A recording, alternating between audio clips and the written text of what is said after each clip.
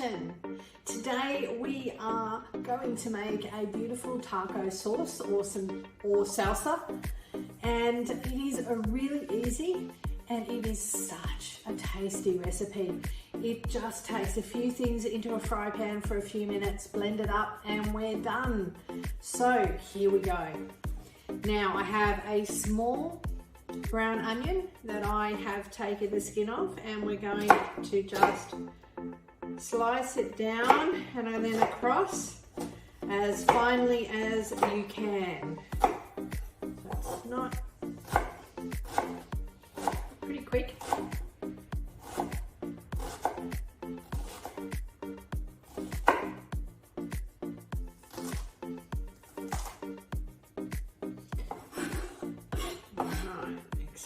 I always put it in half, it's much easier to cut that way. You know, these are the things I have to think. Now, onions are so good for our immune system. You know, it really helps us to ward off any of those germs that are coming towards us, and just really gives our immune system a great lift. So having them in our food is just such a good way of assisting our immune system.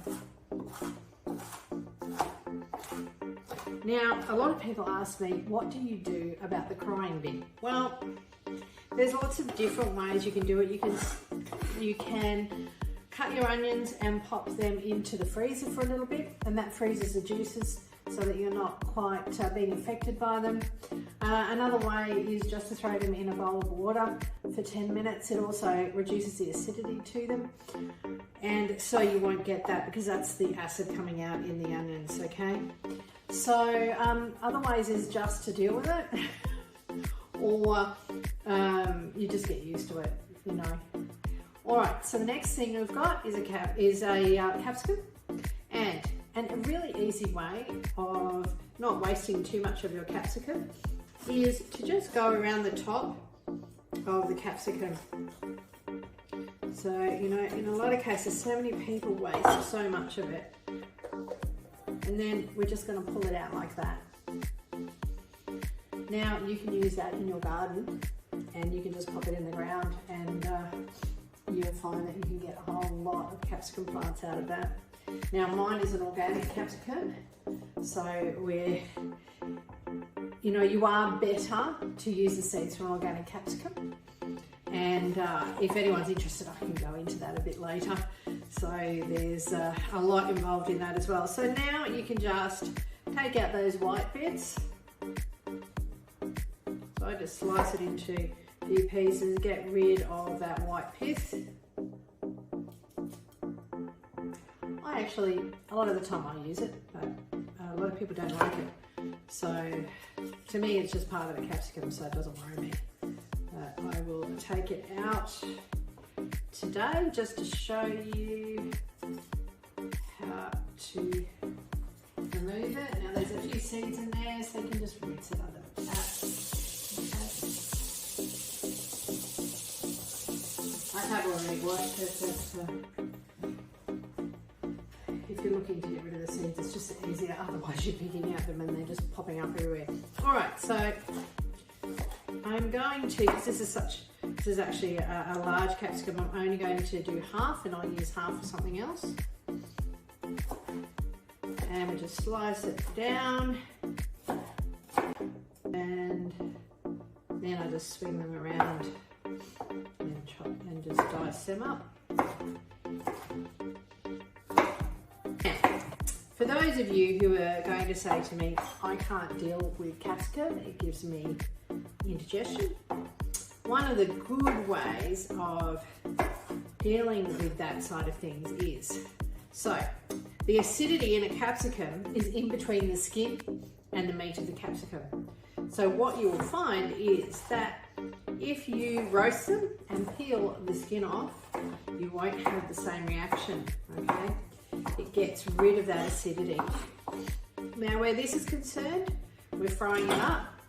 In a lot of cases, that helps as well, but a lot of people just can't eat raw capsicum at all, and so that is a good way.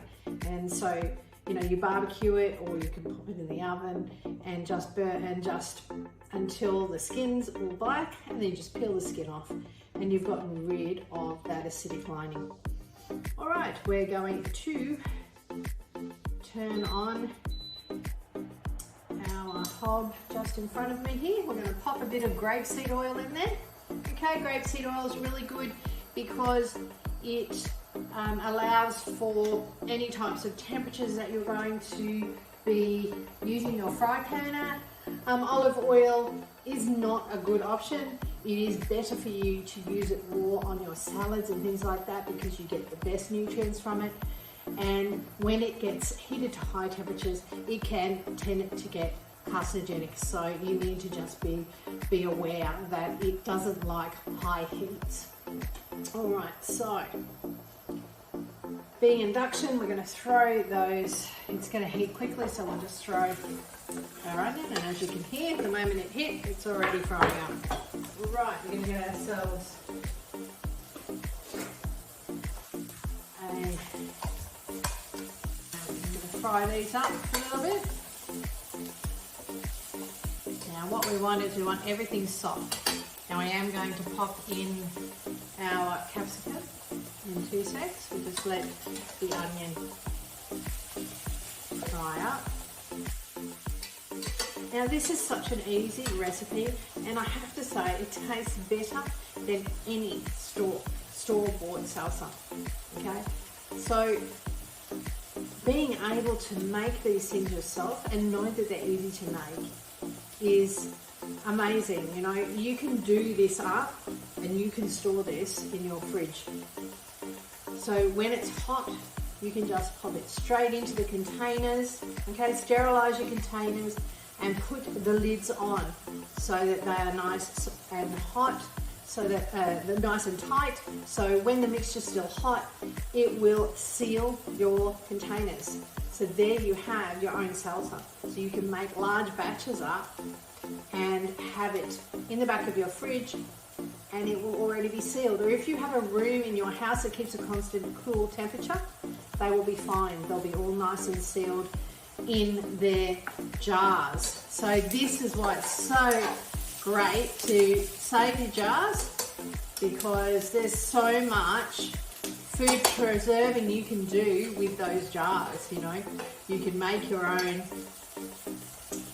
lovely fermented foods, which is what we did recently at one of my masterclasses at my house, and which is a really good way of preserving your food and having things on the there to keep you nice and healthy. Fermented foods are really good for your gut. So that was an amazing masterclass that we had a great time at, and we will be doing another one later in the year. All right, so there we have our lovely capsicum has just gone in there now.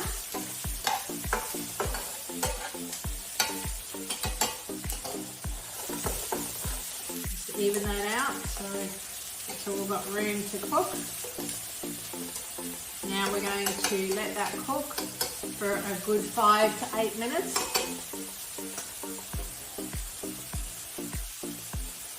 Yum.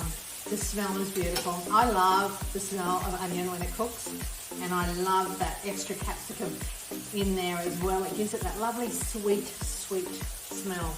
Now, we are going to pop in some tomatoes. Now, if you've got tomatoes in your garden and you have enough, then that's great. It's about 450 grams of tomatoes would be good. So enough like a normal tinful.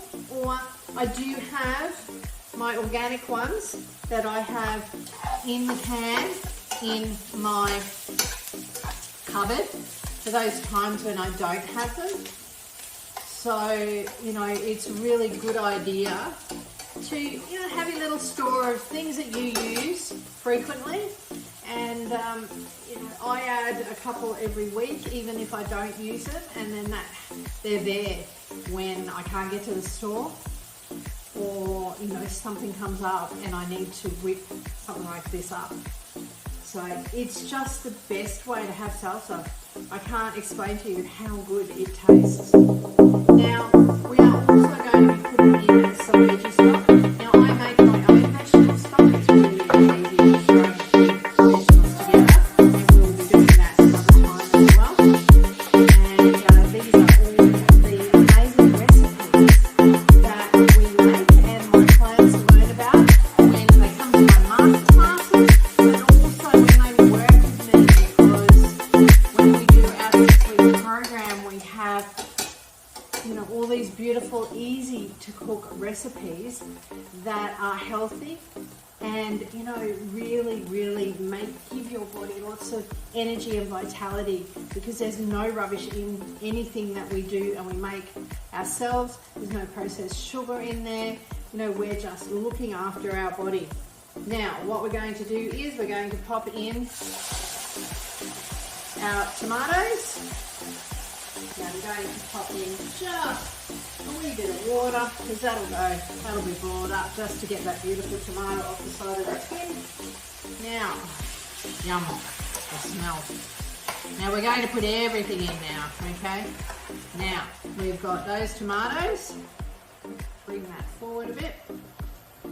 We've got, I'll just throw all this in first. Now we're going to put in a bit of salt. Now, salt is to taste, okay? So you're going to taste that a bit later and make sure that it's got the right amount of salt for you. Now we're going to throw in some beautiful smoky paprika.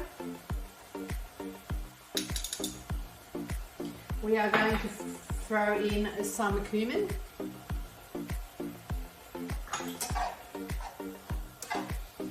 And mix that around. We're going to throw in our stock. Now we also have, that is actually the twist to this all, and that is just a tablespoon of vinegar. Now, I'm using white vinegar today. Sometimes I use apple cider vinegar. Don't use malt vinegar. It doesn't give you the same flavour, but apple cider or white is great. Now, we've mixed that together.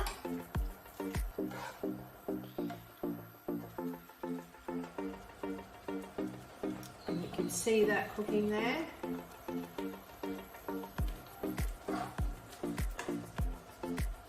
And we are just going to let that cook now and reduce up for about a few minutes, about 5 to 10 minutes, and then we are going to take the next step.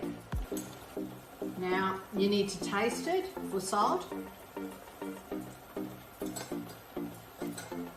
that's good. It's just by putting that little bit, and there was a little bit of chilli that I just threw in. It's only 1/4 teaspoon. It just gives it that little bit of spice, but not hot.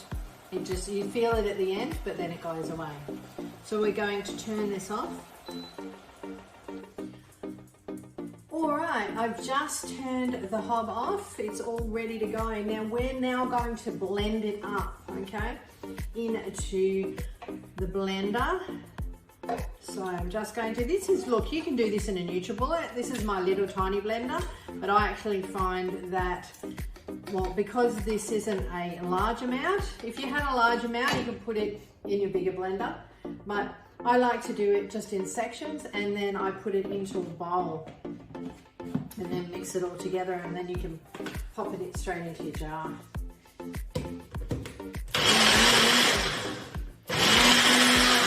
So it is like a taco sauce. You can leave it lumpy if you like, or you can make it nice and smooth, whatever you want, okay? So I'm gonna mix that, pop that in there. So just be careful when you're dealing with the heat, okay? Because it does just get a bit of a vacuum seal on there. All right, I'm just gonna put the rest of this in here. We could have actually put the whole lot in, but when it's hot, when I'm using a little blender, I'm just really cautious as to how much I put in to my pot. Okay.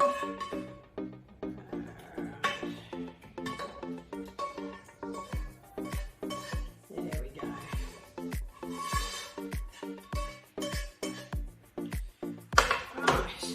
just going to blend this bit up. And we will finish up.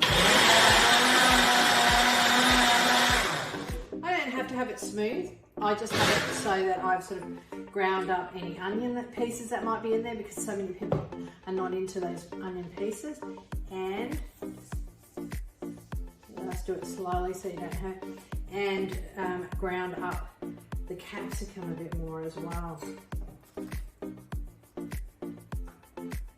All right, now I'm going to get my spatula in there a bit. Right, so here we have it. A beautiful taco sauce that you can use for nachos, for your tacos, for, you know, just to have it with a dip, with some corn chips, some crackers. You know, a really, really nice way to make your own flavors. You know, homemade, it just tastes so much better than any of the salsas or the taco sauces that you get out there. So it's so quick, so easy to make.